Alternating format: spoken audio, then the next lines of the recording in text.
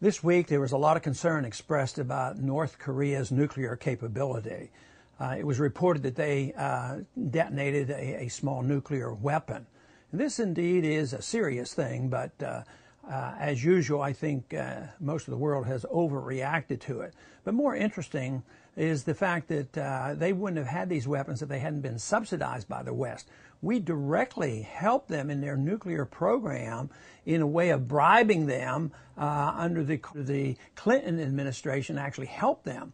During the Clinton administration, they were trying to negotiate a deal, so they promised some technology to the North Koreans if they promised not to build nuclear weapons. But, you know, any type of nuclear intelligence and nuclear ability is always helpful.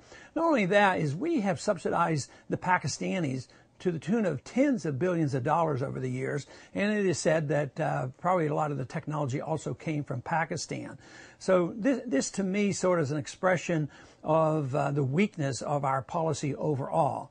And besides, I think the reaction was overblown a bit. If you look at what the South Koreans did, they hardly blinked an eye. They weren't yelling and screaming, and they're the most vulnerable.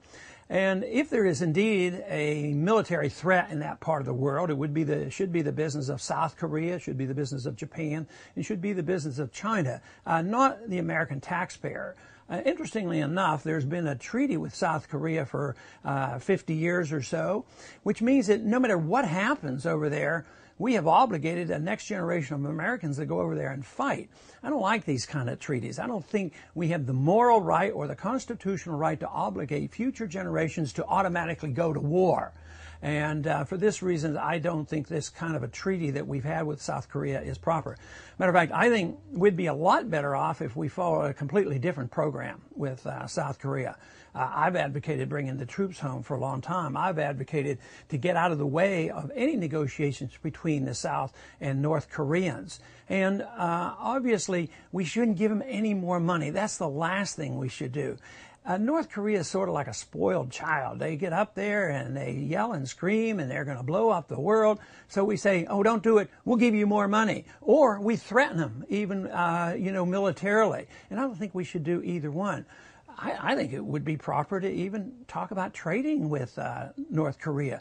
We started trading with China a long time ago, and they have become more capitalistic, not less. While China has become more capitalistic, we have become more socialistic. So I don't see anything wrong with talking about trading with them, but I don't think we should threaten. We shouldn't intimidate them. We shouldn't promise them any more money. And I think the world would be a lot better off under those conditions. But North Korea is not going to start bombing anybody. They're just threatening us, and we've actually encouraged it indirectly by rewarding people who have nuclear weapons. They know that they will be treated differently if they can prove they have a nuclear weapon. The last weapon they exploded several months ago was, in essence, a fizzle. So they were really motivated to come back and show that they really know how to do it, and that puts them in a different position for negotiating. I don't think for a minute they have any intentions of attacking South Korea or attacking Japan or attacking China. I mean, that is not their goal. Their goal is to play with us. And it's just a shame that a nation as powerful and as supposedly as smart as we are, that we can be easily intimidated by a third world nation like this, a country that can't even feed itself. So once again, I think it brings to our attention that we ought to reconsider our foreign policy overall. A foreign policy of non-intervention makes a lot more sense than us trying to be the policeman of the world. Besides, how much more can we offer to the world?